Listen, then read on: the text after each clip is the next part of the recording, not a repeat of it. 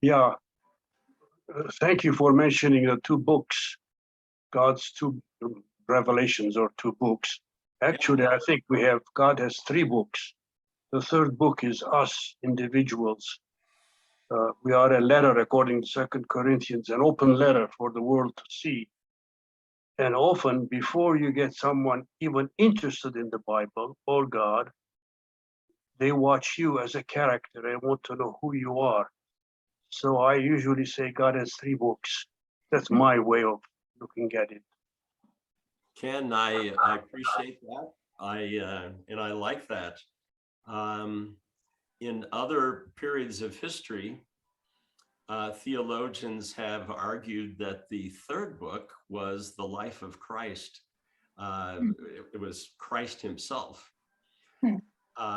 which was discussed a lot in the late Middle Ages. So I think those are all fascinating and interesting dimensions of this Christian faith to discuss. Tonight, however, I'm going to focus on the concept of God's two books, not to deny that those other possibilities are out there, but there certainly is a long history of this idea of two books: His Word, the Bible, God's revelation to us, and His works, all of the created order.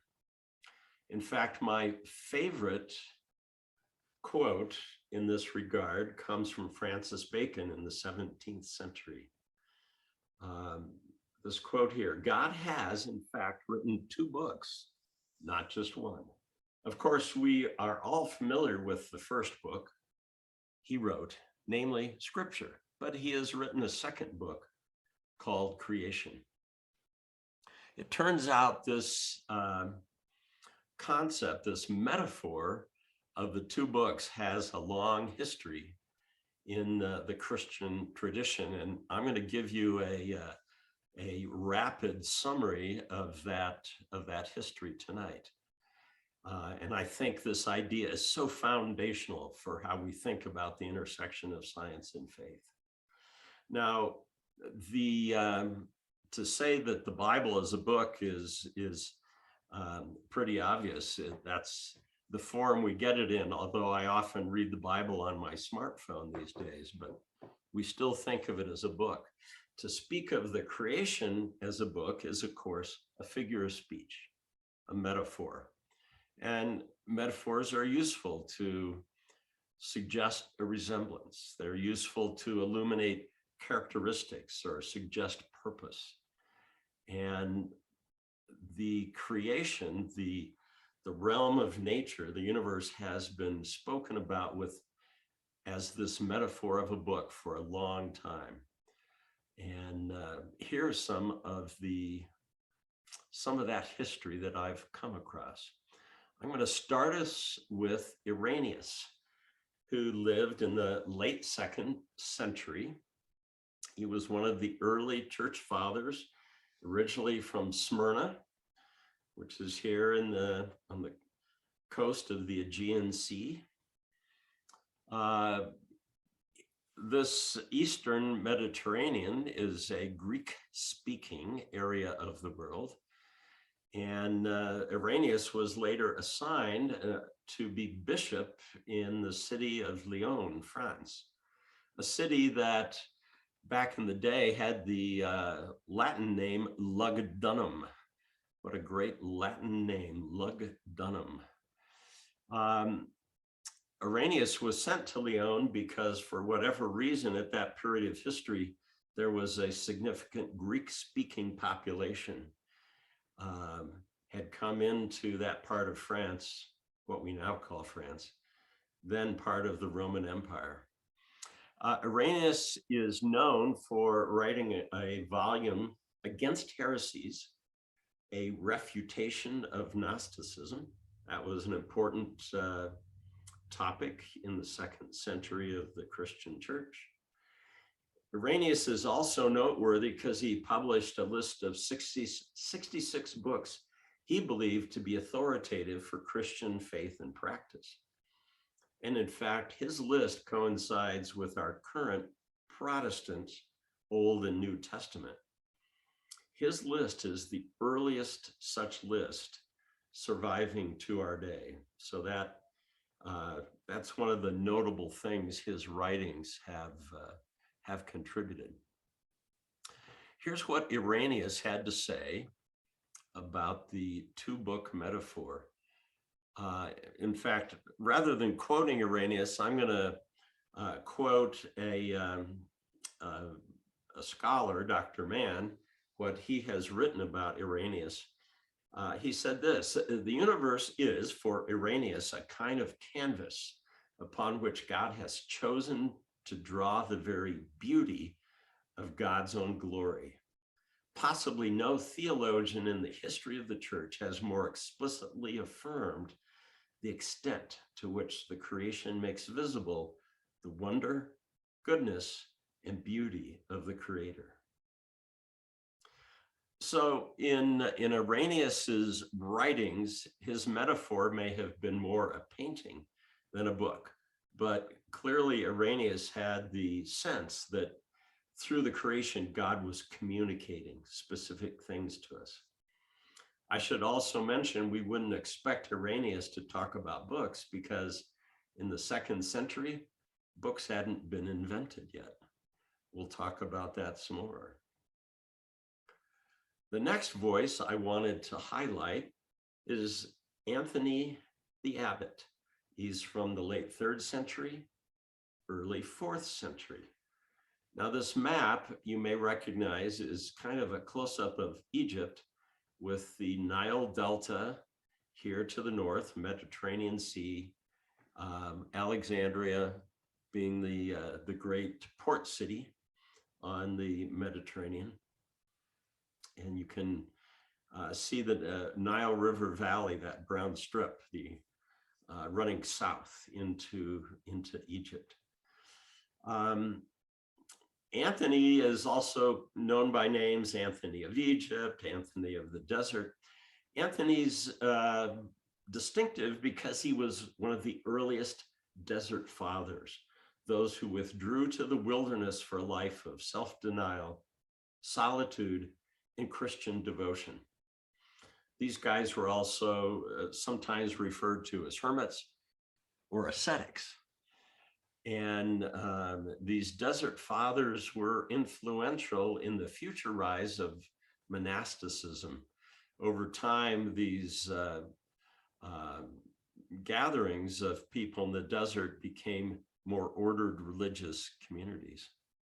Now, Anthony originally went into the Nitrian desert, fairly close to Alexandria, where he spent about 15 years. He then migrated south to that area labeled Pispor. It was a tall hill overlooking the Nile Valley. And then later in his life, he spent 45 years at the location near the Red Sea, labeled the Monastery of St. Anthony. That monastery is still there today. So Anthony has certainly left his mark and left a legacy.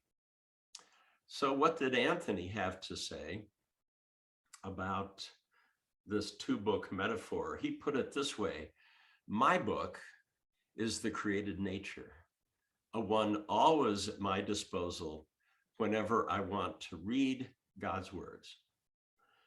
Now, Anthony probably had a native language of Greek. And I don't know if this quote here translated into English, I don't know if Anthony actually used the word book. It was in the 4th century that books were being first invented and came into broad use and began to replace scrolls as the physical format of written documents. Did Anthony actually say book or scroll or writing? I don't know, but it's about this point in history that the books are coming into use. I should also mention I've shown a little artist conception of Irenaeus and now Anthony. This one's from an artist in the year 1664. This is 1,000 years after Anthony lived. Doubtful we really know what he looks like. So I just want to convey these were real people in real places in history.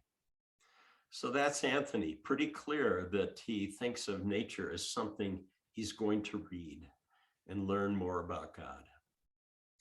The third voice is just a little bit later in time, St. Augustine of Hippo, late 4th century, early 5th century. Augustine became the bishop in a town called Hippo Regius in North Africa, then part of the Roman Empire. Augustine is widely described by scholars and historians as the way we see in this quote, Augustine's impact on Western Christian thought can hardly be overstated. Augustine contributed in substantial ways to theology and philosophy. I got it too. And could I ask everyone to mute their microphones? We're hearing some voices. So Augustine was a really influential player in the Western Roman Empire, in the Western Church, and he affected a lot of European thought through time. And we should remember that Martin Luther was an Augustinian monk. So a lot of Augustinian philosophy and theology came with Martin Luther into the Reformation and into the Protestant Church, where and I think most of us are today. What did St. Augustine have to say about this two-book metaphor? Here's a quote from him. Some people, in order to discover God, read a book, but there is a great book, the very appearance of created things. Look above and below, note, read. God, whom you want to discover, did not make the letters with ink. He put in front of your eyes the very things that he made. Can you ask for a louder voice than that? I think clearly St. Augustine was immersed in this mindset of God's two books. And we can say that here he lived in the late 4th century, early 5th century. He knew what books were and probably used them himself. So we're at a point in history now that books are a known format.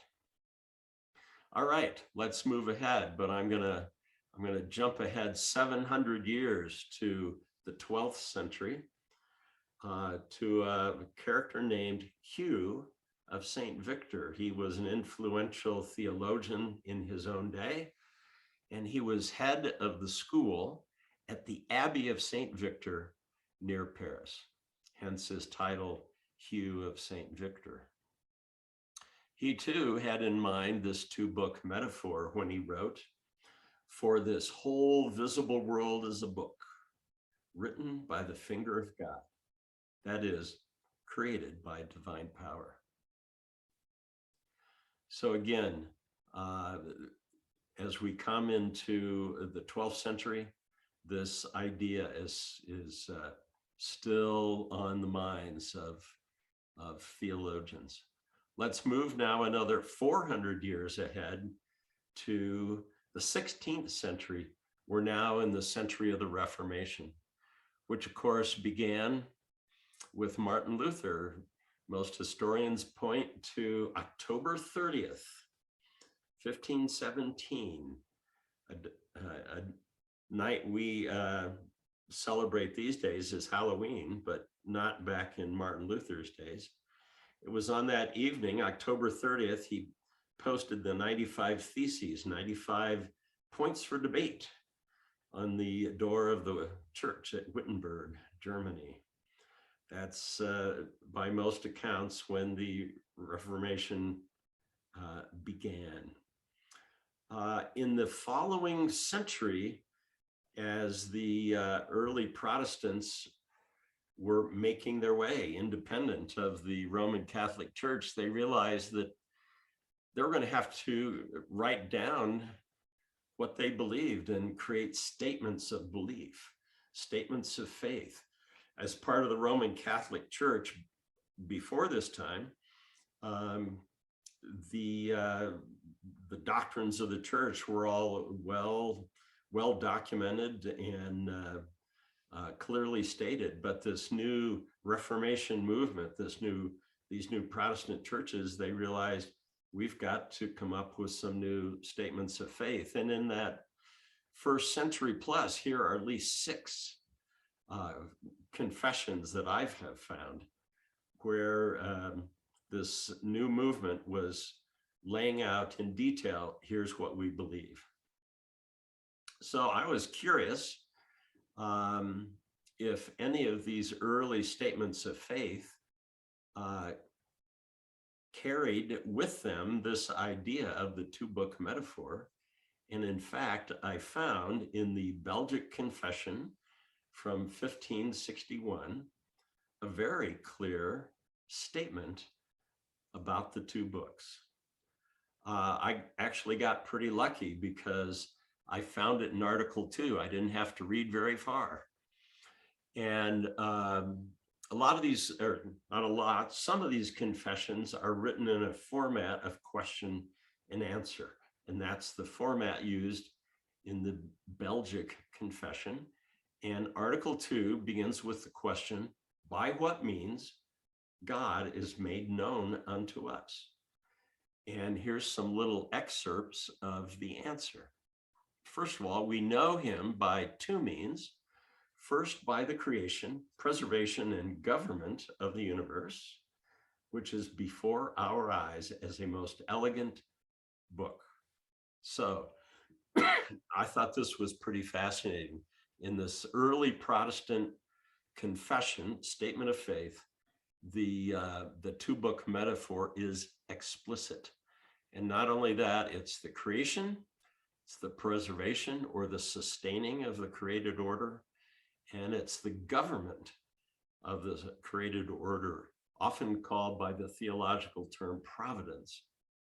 So these creation, sustaining, and providence of the universe. And then later in Article 2, we, of course, we get a discussion of the 2nd book. And it reads, secondly, he, God, makes himself more clearly and fully known to us by his holy and divine word, clearly the Bible. So I found that pretty interesting. Here in the 16th century, the Reformation, they still have the 2-book metaphor clearly in mind.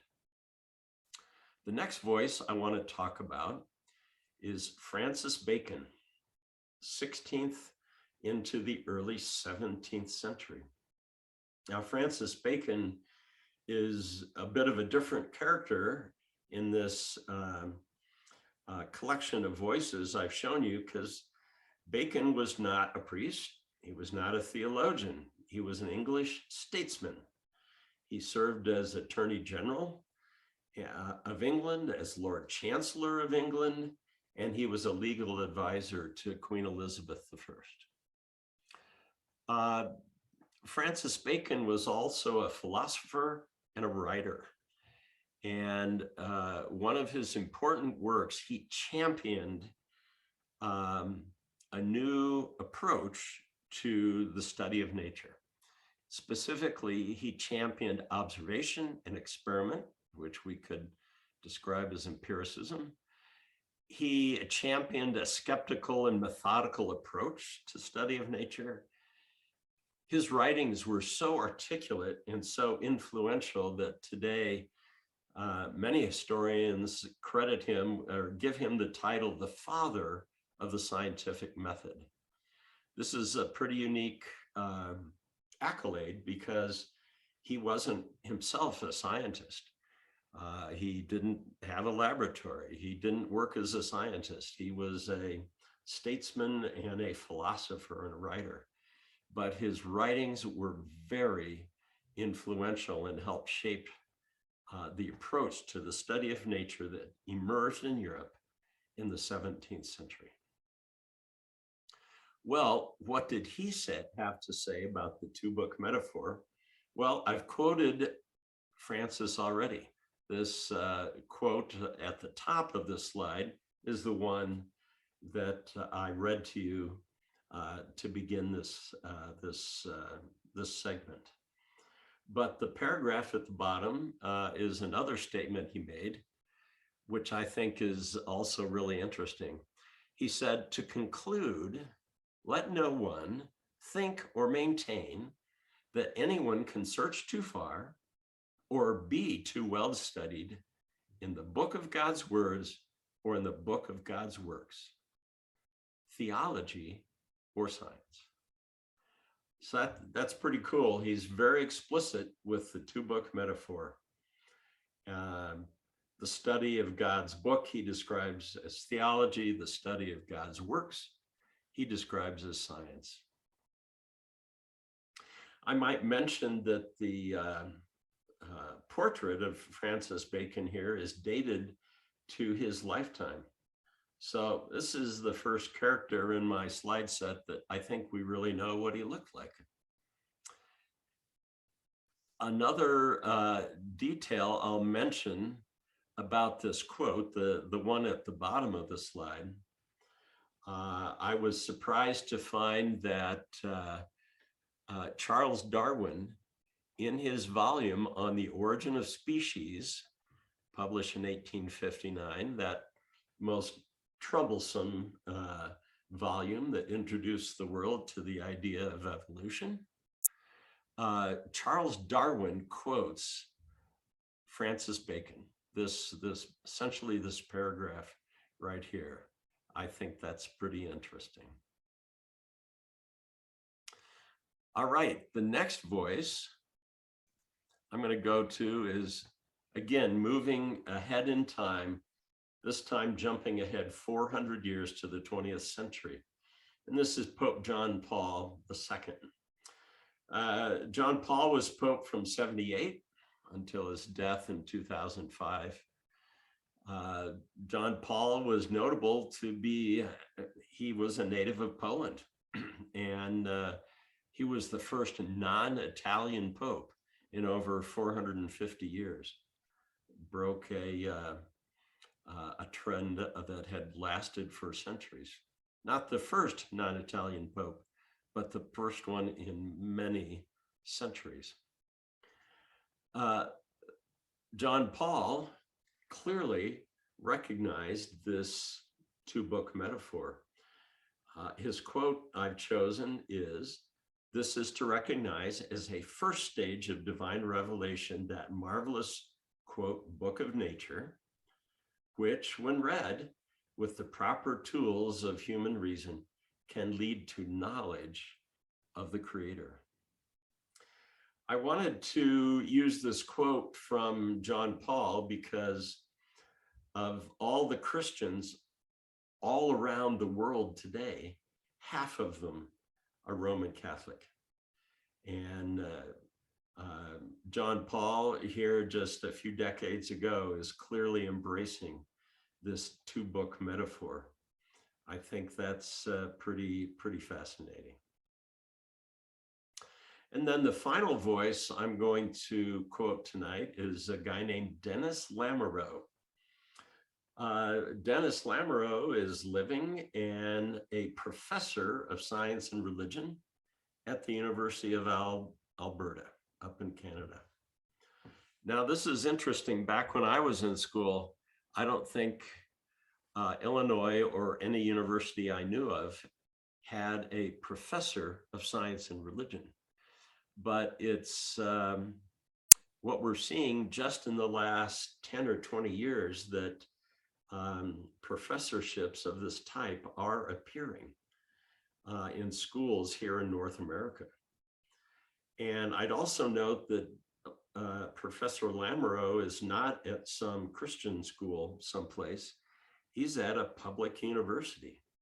The University of Alberta is kind of the equivalent of the University of Colorado here in state. So this is a really interesting trend that we're seeing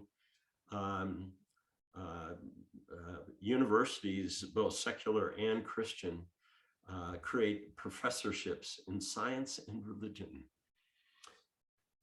Lamoureux is an interesting voice because he himself was a young earth creationist until 2013, when he embraced a different belief he calls evolutionary creation. That is, he views evolution as God's method of creating life here on earth. I also think Lamoureux is interesting because he's remarkably well educated. He has 3 PhDs. He was a dentist. He worked professionally as a dentist for about a decade. And he then decided to go into a major career change. He was so devoted to his young earth creationist beliefs that he decided he would first go to seminary and get well educated in theology and Bible. And then he would study biology and get thoroughly educated in this theory of evolution that he so objected to. And he did that. He got a PhD in theology and later a PhD in evolutionary biology. And by the time he had finished those 2 degrees, his mindset had completely changed. The quote I'm going to give you is this one. It's from a book he published recently. Lamoureux writes, "Taken together, God's 2 books offer us a complementary picture of who created the world. Scripture does that. And how he created it. Nature does that. The key to a fruitful relationship between God's 2 books is that they must be taken together." I particularly like Lamoureux's expression of the balance in the relationship between the 2 books. In fact, the book that Lamoureux wrote, he spends 1 chapter talking about the 2-book metaphor, and he spends basically the whole chapter dissecting an essay written by Galileo back in the 17th century. And he's just opens up in that book how Galileo also viewed the 2-book metaphor. It's a pretty fascinating discussion. I think Lamoureux's approach is pretty reasonably reflected in this diagram, that God is the source of both scripture and nature, and that we humans study and interpret as best we can both scripture and nature, and that they both have a place in our acquisition of knowledge and wisdom. I like Lamoureux's balanced approach because when we get into this intersection of faith and science, we're going to find that some people put scripture first with science in a subordinate role. Others put science first with scripture in a subordinate role. I think Lamoureux is wise to emphasize the balance and complementary approach expressed by this diagram. So as I get close to the end here, I want to share this quote from Augustine, whom we've already met here tonight. Augustine wrote, "Every good and true Christian should understand that wherever truth may be found, it is the Lord's." Now, this quote often gets paraphrased. people paraphrased as all truth is God's truth, which is a reasonable paraphrase. I think what Augustine does is he reminds us that both scripture and nature can be sources of truth. And I like this idea, wherever we find it, to the extent that we're interpreting that finding correctly, it's God's truth.